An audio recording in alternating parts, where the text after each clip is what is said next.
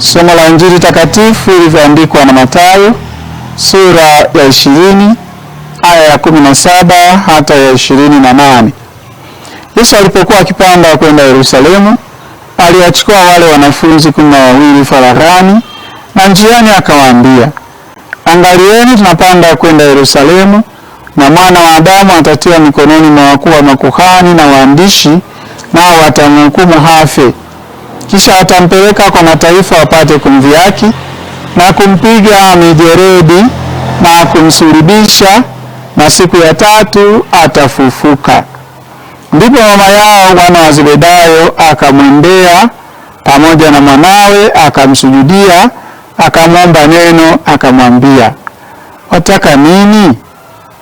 Akamwambia, "Agiza kwamba hawa wanangu wawili waketi, mmoja mkono wako wa kuume na mmoja mkono wako wa kushoto katika ufalme wako." Yesu akajibu, "Naweza kukinywea kikombe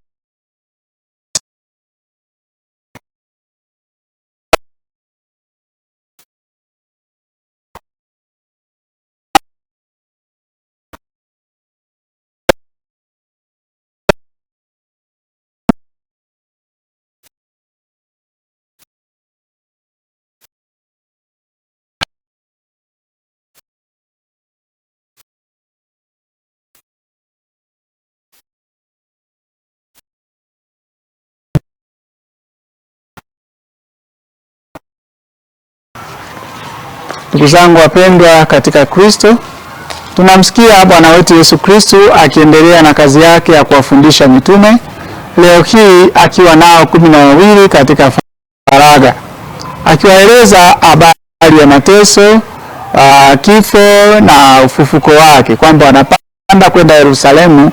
Kule atakamatwa, atateswa, atapelekwa mbele ya wakuu wa makuhani, ataaibishwa, atauawa, lakini siku ya tatu atafufuka. Wakati Bwana wetu Yesu Kristo anaelezea hayo, na ni kati ya wafuasi wake wengine hawakupenda kusikia hilo, kwa sababu walimuona ni Masia, ana uwezo, anaongeza chakula, watu wanakula wanashiba, anaponya wagonjwa, anafufua wafu, hawezi kukamatwa. Wakawafikiria kwamba maisha yao labda yatakuwa mazuri. Leo hii anaelezea habari ya mateso na kifo. Hawakutaka kulisikia hilo. Ndio maana tunaona mama ya wana wa Zebedayo anakuja na wanawe kwa Yesu. Walikuwa kati ya wale mitume 12. Anaomba neno kwa Yesu. Yesu anamuuliza, "Unaomba nini?" Anasema, "Naomba wanangu kawa wawili, mmoja aketi mkono wako wa kuume na mmoja mkono wako wa kushoto katika ufalme wako." Kwa hiyo mtume alifikiria Yesu anaenda kuwa mfalme. Sasa akisha kuwa mfalme, mbona anaenda nao sawa? Mbona anawachukulia kama kitu kimoja? Ni nani atakuwa mkono wake wa kuume, nani atakuwa mkono wake wa kushoto? Walitamani sana hilo, wakifanya kila njia kulipata. Sasa leo hii wanamtumia mama yao aje kuomba badala yao, kama mmoja aketi mkono wa kuume, mmoja aketi mkono wa kushoto. Akawauliza, "Maweza kukinywea kikombe nitakachokinywea mimi?" Wakawaambia, "Tunaweza." Akawaambia, "Hamjui mnaloliomba." Bwana wetu Yesu Kristo alikuja kwa lengo la kutukomboa. Kuteseka kote, kufa msalabani, kukataliwa, yote hayo ilikuwa ni hatua za ukombozi. Lakini mitume walifikiria labda huyu kwa vile ana uwezo na atakuwa mfalme, watu wanajiandaa kumfanya mfalme. Akisha kuwa mfalme, maisha yao yangekuwa mazuri. Jambo hilo likasikika hata kwa mitume waliokuwepo, kwa sababu mama yao alisema waziwazi.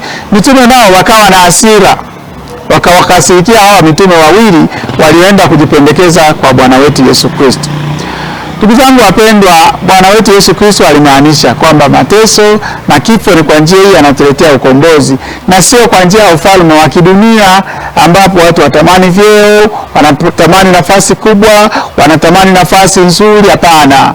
Hawa mitume walishuhudia. Hata Yesu alipokufa nao waliteswa, walinyanyaswa, walihangaika, hawakuishi maisha ya furaha, wala ya maisha mazuri sana kama walivyotarajia. Waliendelea kuteseka kama Yesu mwenyewe alivyoteseka, na akimaanisha baada ya mateso faraja, furaha na kila kitu chema kiko kule mbinguni. Kwa hiyo tusifuate Yesu kwamba tunafuata atuongezee chakula, tunamfuata atuponye. Hapana, tumfuate katika yote, kwamba tutamani kufika kule mbinguni alikotutangulia.